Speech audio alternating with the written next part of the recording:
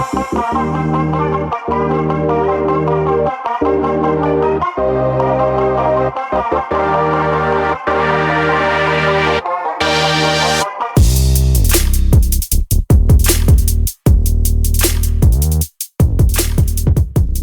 you for checking out Real Talk Personal Finance.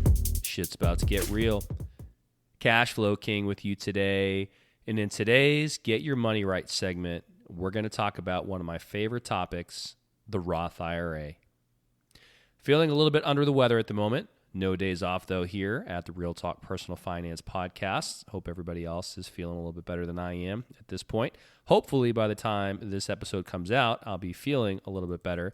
But it's so important that even though I'm not feeling 100%, I wanted to go ahead and record this for you guys as part of the Get Your Money Right segment. So we'll make this a relatively quick one, as most of these segments are. As always, thank you for checking out the show. Thank you very much for your listenership and support. We greatly appreciate it. Any comments, questions, or feedback can always be sent to realtalkpersonalfinance@gmail.com. We will get back with you if you email the show. We did the very first episode ever a couple years back on the Real Talk Personal Finance podcast, a show about the Roth IRA. And I am still convinced that this is one of the top 2 most powerful accounts that somebody can have. Think of it kind of like a suitcase. For those that want the deep dive that are not familiar with the Roth IRA, you can go all the way back to the original Real Talk Personal Finance podcast episode number 1 and listen to it. Obviously, the numbers in that episode are going to be quite dated. We might have to do another full-length episode at some point with some updated figures. But for now, we're going to keep referring back to that one. It's probably it's our oldest episode, but also, coincidentally or not, one of our most listened to episodes of all time. For those that aren't familiar, we'll give you the cliff notes here today, and that is basically that picture your Roth IRA as a suitcase. And within reason, you can put just about anything you want to put inside of that suitcase. In this context, the suitcase being a retirement account. But one of the superpowers of the Roth IRA is that if you play by 2 very important rules, anything and everything that grows within that suitcase and ultimately gets pulled out of that suitcase comes out completely tax-free. That's right. So rule number 1 is you have to have the account open for at least 5 tax years. We'll get to that in a second. Number 2, you have to be at least age 59 and a half or older when you withdraw the money to have everything come out completely tax-free. If both of those things are true, the account's been open for at least 5 tax years and you're at least age 59 and a half or older when you withdraw, then anything and everything that you pull out of that Roth IRA account is completely tax-free. It's called a qualified distribution or qualified withdrawal. Now, who can have one of these? Pretty much anybody. If you're over certain income thresholds, there's a way around it. It's called the backdoor Roth. We're not going to get into that today. But every year, these numbers are typically indexed for inflation. I'm having this episode come out intentionally in the beginning of 2024. This should launch mid-February of 2024. And the reason for that is twofold. Number 1, it's an important topic that I think is worth getting out towards the beginning of the year. But number 2, it's also a very interesting time of the year because you still have an opportunity to make contributions to a Roth IRA for the prior tax year before the tax deadline of the current year. So in English, that means if you're listening to this in February of 2024, not only can you make a 2024 Roth IRA contribution, however, you can also go back and make a prior year, a 2023 Roth IRA contribution, assuming you haven't already done so for tax year 2023. And that's why it's so important to put this in there when I'm putting it in there right now. So, depending on which year you're contributing for, if you're contributing for 2023 or if you're contributing for 2024, these numbers will be slightly different. But there is sort of an income threshold where if you earn less than certain dollar amounts, you can go ahead and put the money directly into the Roth IRA. You make a contribution as normal, no extra steps. You just put the money in, you're good to go. If you're over certain thresholds, then it gets a little bit more complicated and you may have to listen to one of our other episodes. I think we did a Roth IRA Intermediate Concepts episode about 2 years ago. We may do another one here at some point this year. But basically, if you're over the thresholds, then there's some extra steps that you may have to take, and it can get a little bit confusing.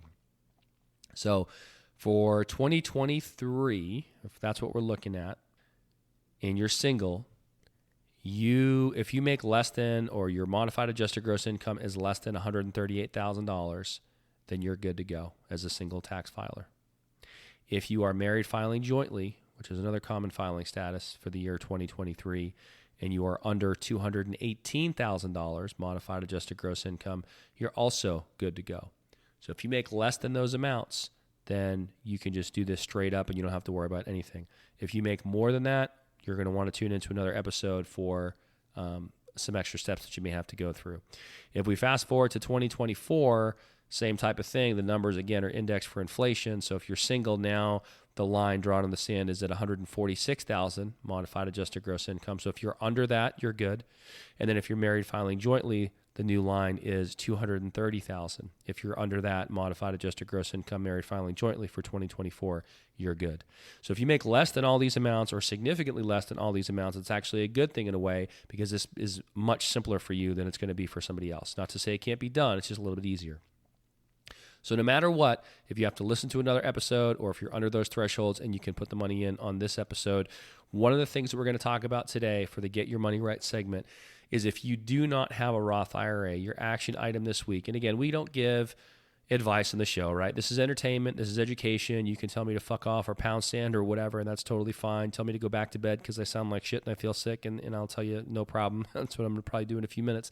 But you can do whatever you want, right? This is for entertainment and education. However, I would strongly encourage you to consider, if you don't already have one, to open a Roth IRA. You can do this pretty much anywhere. For most people, if you already have a financial advisor, you probably want to talk with them. Well, first of all, if you have a financial advisor and you don't have a Roth IRA, that's probably a problem in and of itself. But if you do have an advisor, you'll want to talk with them. Hopefully they can get you set up with one. If you don't have an advisor, and I'm going to assume that most people listening to the show probably don't, then you can easily do this on your own. One of the things that I generally would not do, with a couple of exceptions, but generally would not do, is open one at your local bank or credit union, because these are typically institutions that focus on deposit type products. A lot of times they do not have an investment arm. And the last thing you want to do, especially as a younger person, is open up a Roth IRA and somebody at the bank doesn't know any better and they tell you to go and start buying CDs inside of it. That's not going to do you any good over the long term for decades. What you want to do, typically, if you were to Google Roth IRA, you will see a plethora of companies pop up. You can go to their websites, you can check them out, you can research them, see what interfaces you're comfortable with, see who has the most useful educational pieces, company that you vibe with, see what their minimums are, see what their fees are, and decide where you want to go. I'm not going to tell you where to go. You can go wherever you want. But I would open up a Roth IRA with the intention, just like of the high yield savings account, you want to put this on autopilot. In an ideal world, you would open it right away and you would put in the maximum contribution right away, which for 2023 is $6,500 under age 50. And for 2024, it went up to $7,000 under age 50. If you can do all that right away, lump sum, awesome, do it. If you can't, or you can't even come close, or maybe you just finished the episodes on the debt strategy and debt payoff and you're trying to pay some debt off, great. Guess what? You can still set this up. And you can still do a very nominal transfer amount every month. I don't care. I don't know what their minimums are going to be. It's probably going to be a little bit higher for these accounts. It could be $50 a month or $25 a month or $100 a month. Check on the different companies out there. They all have their own rules, okay? But usually for a fairly nominal amount, somewhere around $50 a month minimum, you should be able to open a Roth IRA and start putting contributions into it. Even if you can't max it out, it is a great habit to get into. If they don't have a minimum, set it in your paying off debt, high interest rate, credit card debt, shit like that. Fine. Open it up and set it up with a $1 a month transfer if they'll let you do it. If they won't, do whatever their minimum is and start building this account.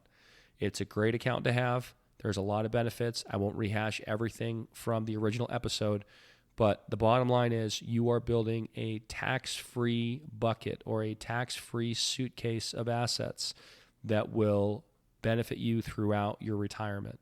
The sooner you start this, the better off you're going to be. The limits in terms of how much you can put into these that I just mentioned are fairly modest. So if and when possible, you want to be able to max this out every single year. In our household, there's no debate. It's just table stakes. These are maxed out. We have to do the backdoor Roth because we make over the thresholds. But every single year without fail, those accounts are maxed out, no questions asked. Doesn't matter because it's that powerful. So the action item for this week for the Get Your Money Right segment, if you don't have a Roth IRA, open one and start a monthly transfer. If you do have a Roth IRA, but you haven't contributed in a while, go to the same Roth IRA and initiate a monthly transfer. Set it up to put so much money in there every single month if you can't max it out all at once. You will thank yourself later. This is something that you can do in conjunction with other retirement accounts that you have. So just because you have a 401k at work or a 403b at work or a 457 at work or whatever plan you have at work, you can still do a Roth IRA in conjunction with this or with that plan. That's something that, for whatever reason, a lot of people think it's either one or the other. Oh, well, I have a 401k and so I can't do a Roth IRA. Or, oh, I have this other account, so I must not be able to do that account. Not true. You can absolutely have and contribute to a Roth IRA in addition to a retirement plan at work. The biggest thing you need to be aware of, like I mentioned, are the income phase-out limits, which prevent you from putting money directly into these. If you're below those, you don't have to worry about a thing.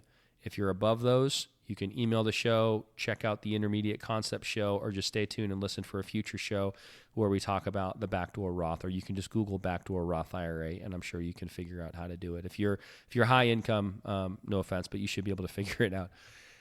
That's pretty much it, guys. So get your money right.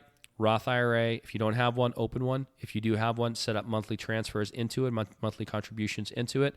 And we're not going to tell you what to invest in because we don't give advice on the show, but this is a great account that you can put money into. There's a lot of resources out there. If you're not sure what to invest in or you want some ideas, there's plenty of places to get those where you can figure that out. But it is an additional retirement account that you can have that will allow you to generate tax-free income in retirement. There's no mandates, at least under current law, for you as the account owner. So when you get to a certain age, you don't have to take money out. You're never forced to take money out. If you want to pass this on to your heirs, children, grandchildren, you want to create generational wealth with this vehicle, you certainly can. It is a great one to have. So get your money right, get your Roth IRA going, and we will see you in the next episode. Check the mic and make sure it sound right, boys.